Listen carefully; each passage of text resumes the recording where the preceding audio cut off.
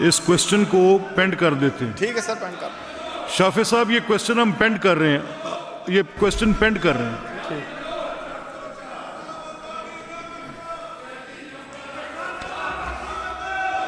जी सैयद रिफत महमूद साहब,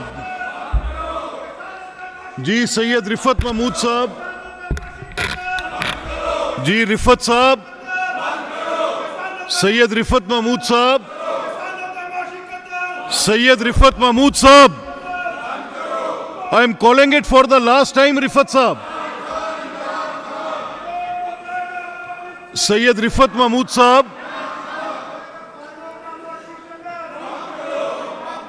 रिफत साहब, सैयद रिफत महमूद साहब, आपको मेरे से काम पढ़ना है। मैंने 8 मरतबा आपका नाम पुकार लिए, 8th टाइम। माइक ले लें और बोलना शुरू करें जो आपने बोलना है। इनको अपना काम करने दें, आप अपना करें, मैं कार्रवाई नहीं रोक सकता। You just speak what you have to say. आप अपनी बात कर लें। और भी है सर, साड़ा और सवाल है कोई? या कह दें मैं जवाब से मुतमिन हूं बस। कौन बचाएगा पाकिस्तान? अगर रिफत साहब अगर कोई और ज़िम्नी सवाल नहीं है तो बोले। इनको अपना काम करने दें, आप अपना करें।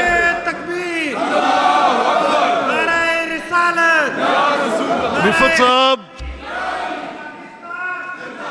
रिफत साहब, मैं 8 मिनट से बार बार आपका नाम पुकार रहा हूँ। मैं आपके चुप करने से उन्होंने तो आए ना, मेरी कोई आवाज तो जाए ना सर जी कहीं। इसी के दौरान सारे बोलते हैं, आप भी बोली जाते। करें ज़िम्नी सवाल, अगला सवाल है ना, फर्दर शुरू कर देगा, फिर फ्लेयर अप हो जाएगा।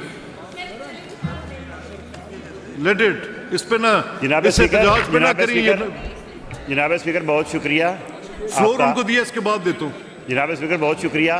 जनाब स्पीकर, वहाँ पर ज़ायरीन की लाखों की तादाद में आते हैं और महकमा औकाफ ने आज तक कोई डिस्पेंसरी नहीं बनाई। तो मैं चाहता हूँ कि वहाँ पर कोई ज़ायरीन के लिए डिस्पेंसरी हो, क्योंकि बहुत ज़्यादा मरीज़ आते हैं वहाँ पर। नहीं, ये आपका फिर से वही सवाल है। अगला सवाल है ये सर, 265 भी आपने सैयद सफ़ीर शाह के दरबार पे दिए। जी जी सर, जी सर। और आप इसमें एक हॉस्पिटल चाहते हैं। हॉस्पिटल मैं चाहता हूँ कि डिस्पेंसरी बन जाए ताकि ज़ायरीन आए इमरजेंसी की सूरत में।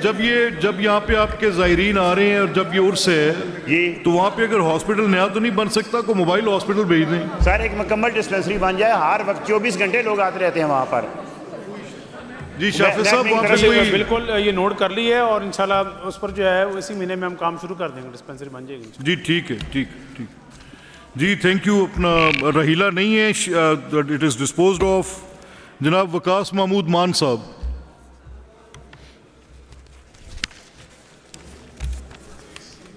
जनाब speaker, the answer taken as red.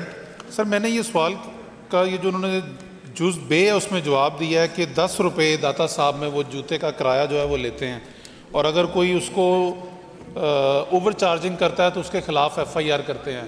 जनाब स्पीकर, सिर्फ 1 मिनट आपकी तवज्जो मुझे चाहिए।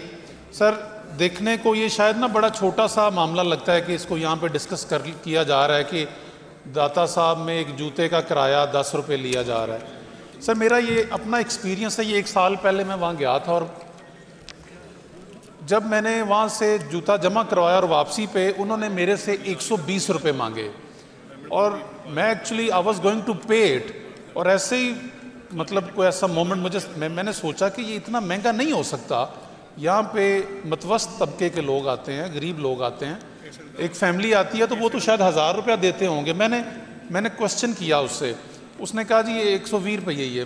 मैंने जब उसको कुरेदा तो सर फिर मुझे उन्होंने कहा कि जी ये हम 10 रुपये लेते हैं। मैं क्या यार तुसी 10 दे 20 ले लो, तुसी 10 तो 120 ते चले गए हो। वो जी लोग बस अपनी खुशी नाल दे जाते हैं।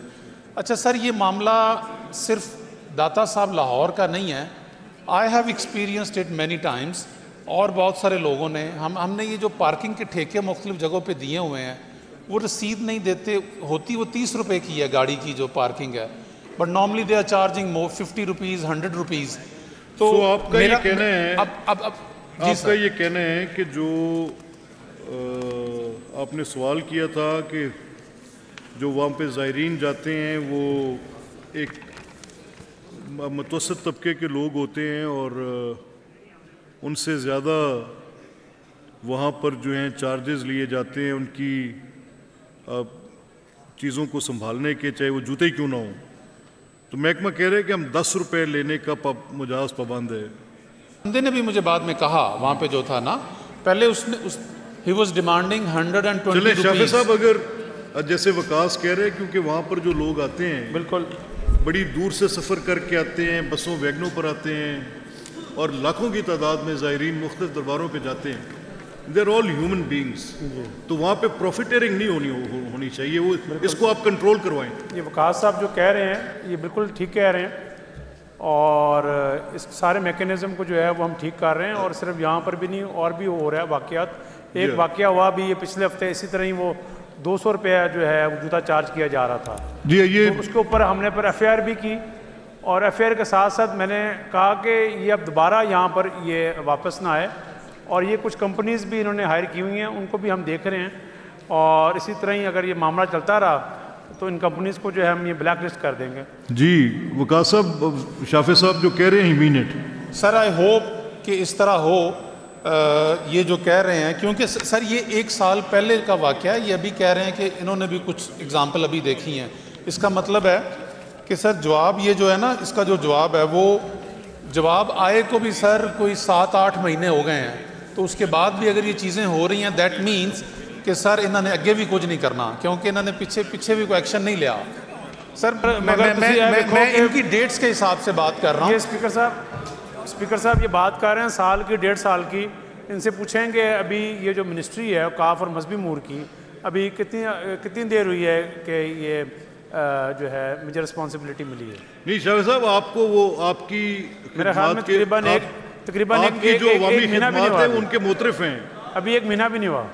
अब आप इनसे जो शाफी साहब कह रहे हैं कि वो इसको कंट्रोल कराएंगे, तो आपका कंसर्न एड्रेस करने के लिए एफर्ट करेंगे और ये जो ओवर चार्जिंग है, गुरबा को रिलीफ मिलना चाहिए। आपकी जायज़ बात है, शाफी साहब कह रहे हैं करेंगे। सर आप जो है ना, मैं सर और सवाल नहीं करता सर, मैं आपको दाद दूंगा। आपने हमेशा शाफी साहब को जो है ना वो रेस्क्यू किया है और आप आज भी आप उनको रेस्क्यू कर रहे हैं। सर गल ये वे कि वो मेरे को सवाल कर रहे हैं जी कि महकमा किदों उन्होंने मिलिया। Sir why is he asking me this question? वो बात कुछ और किसी और ज़मीन में। अच्छा तो मैं आपकी बात से एग्री कर रहा हूं। सर बात ये है, वो कह रहे हैं मैं आपकी बात से एग्री कर रहा हूँ। सर बात सिर्फ इतनी सी है, ये ना एक बड़े आम आदमी, गरीब आदमी का मसला है और बिल्कुल लगता है कि छोटा सा मसला और इसे बड़े ऐवान में और AC वाले कमरों में, लेकिन ये लोगों के छोटे छोटे सर लोगों के रियल प्रॉब्लम्स हैं sir. I tend to agree and Shafi साहब is also agreeing। जिस तरह हमने रियल एस्टेट में जो माफिया बना हुआ था इंडस्ट्रीज का, 80% हमने माफिया ख़त्म किया है और ये भी इस तरह की माफिया बना हुआ है।